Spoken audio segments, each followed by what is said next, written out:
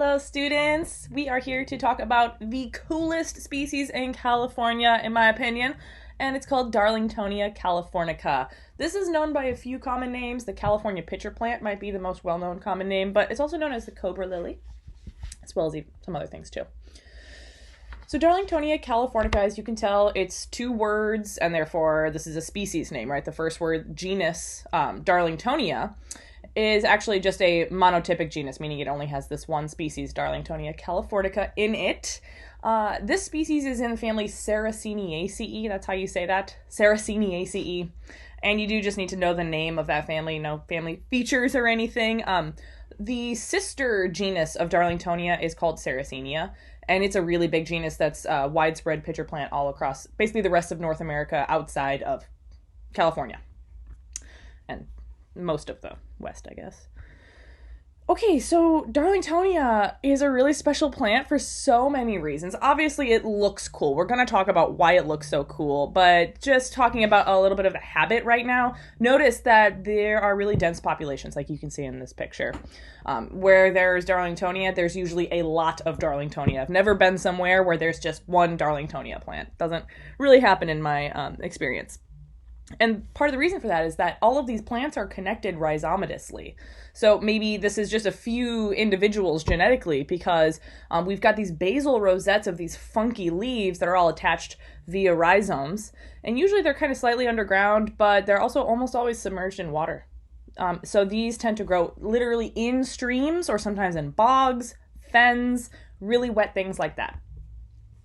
Here's a picture that I took off of French Hill Road, which is north of us. If you were to take Highway 101 north and then go Highway 199 inland and then find French Hill Road off of that, it's a famous botanical road that you can kind of pull off anywhere and just see some really amazing flowers. This is off of the north, it's off of the Smith River watershed, so that's part of the reason why it's so spectacular. Anyway, something else you can see from this giant wall of Darlingtonia. Can you see those little plants growing? They're all over. Here's a couple that you can see down here, but there are populations all up here too, even kind of back up here, all over the place.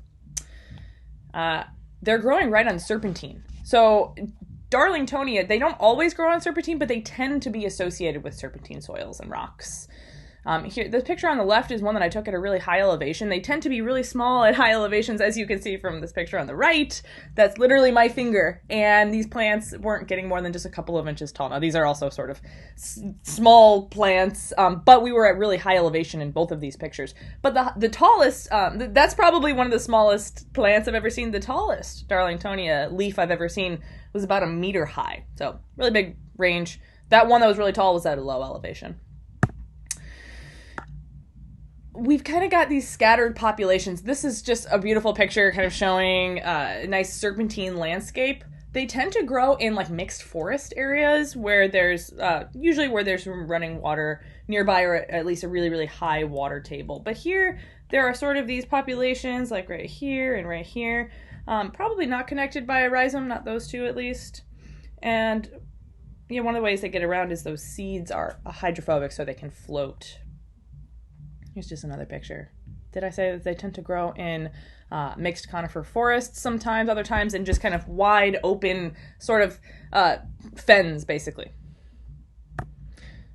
This is not the flower of Darlingtonia, as you might recognize. The tepals, the 6 stamens, this is lilium. Darlingtonia just tends to grow with a lot of really spectacular plants, partially because it's associated with serpentine, but I've seen this with some really special orchids, some other special carnivorous plants. Notice in the background here, actually, see this really sort of feathery looking conifer that we've got in the background here? That is actually the Port Orford cedar. Remember the species name for that, the Port Orford cedar? Yes, it's Chamaecyparis lawsoniana. Okay, so here are the flowers and the fruit. So in this picture on the left, you can tell that their flowers are held like this. They're held kind of nodding from that pedestal.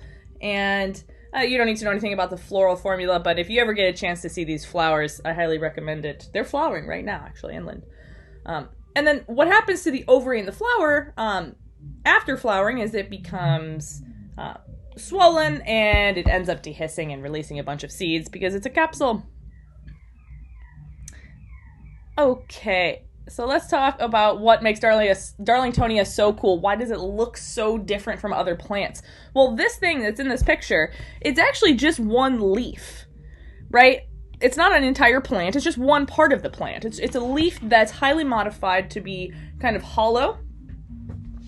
And this is what a fly might see. This would be like a fly's perspective. They're flying around, and what they're interested in, because they can somehow sense this, is the nectar. So right here around the opening, there's a tiny opening to this leaf, and it's lined with nectar. There's just this roll, tons of nectar. Flying insects, they're very interested in it. And so they're buzzing around, and then they land, say, right here, and then they go in. Okay. Well, the next thing that they kind of see is, once they're inside of this globe, is they sort of see this view. They see the sky up and behind. So they think that they're just flying around like in the sky. They don't realize that they're getting caught yet. So back to this picture from a second ago. These windows that are on the tops of the leaves that allow sunlight to penetrate inside of the leaf to sort of confuse those flies and other things, these are called fenestrations. Fenestrations, yeah, they're basically just windows. You see fenestrations on other plants too. That's just one of those sort of cool botanical terms to know. So again, this fly, it lands on that nectar roll. It's inside now, right? And it goes and flies up. It's done with the nectar, it flies up. Well, it gets stuck, right? There's the wall of the leaf, this whole kind of upper part. It thinks it's able to fly out. It thinks it's looking at the sky. It's not. It's looking at the inside of the leaf, and it's getting duped by that light that's flowing through it. So it goes for a rest sort of on the inside of the wall here, like maybe somewhere down here, maybe kind of inside. And it turns out that the entire part of the leaf that's sort of hollow has all of these very, very sharp downward facing hairs. They're small for us from our perspective as a human, but for a fly or a small insect, these are giant spears, basically. And it forces them to go down. Since these hairs are facing down, they kind of slide off of each one, and then they can't get back up because there are spears stopping them. And so they keep going down and down further until they reach the base. At the bottom of a leaf, notice I've cut some open here, there is a pond of water. Now, the pond of water has sort of been expelled from this one that I'm showing here. But imagine that whole leaf that sort of looks like this, right? With that fancy thing. That's actually pretty good for me. The whole bottom part, like just this part down here, this is a pond of water. And once they reach it, once they touch it, they can't escape it. And they end up drowning. And the plant is carnivorous. It's able to utilize the nutrients from these dead bodies that are accumulating inside of these leaves, and it's a really special thing.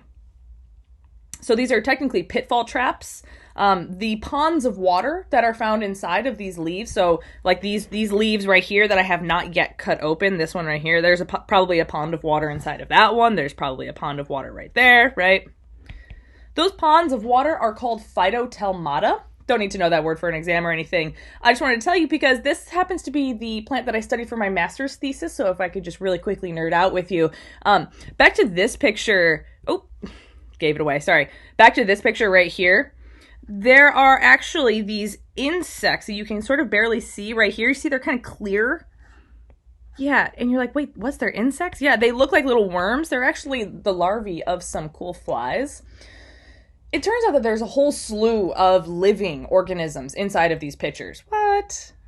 So there's these dead bodies, right? Corpses everywhere. But these sort of maggot-looking things, these fly larvae, like this, and there's a whole bunch of them over here, and these things like mites, and a few other species of arthropods are sort of mutualistic with the plant. And they're mechanically, physically breaking down those dead bodies and turning them into smaller pieces so that the bacteria in the water can sort of reduce them even more and mineralize them so that the bodies are in a form that the plant can uptake. So it's a really intimate and fancy mutualism between this entire community of organisms that live inside of these pictures and the plant.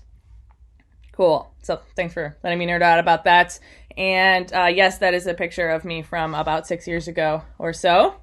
And I think, Yeah, here's a picture of me in the lab. I just literally would take these pictures and I would grab 10 from each fen that I surveyed, and I would count all of the organisms, all of the different species, and sometimes there were thousands in a single picture, thousands of those larvae or of those mites. Other times there were just like a couple of dozen or so. And I sampled from all across Darlingtonia's range, and I was kind of wondering, do those communities differ across the range? Do they differ between pitchers? Are they similar between pitchers? Turns out they're pretty similar between pitchers, but kind of different. And here's just the last picture kind of showing the really spectacular color change they can go through. And I think that is my last slide. So I'll see you in the next video.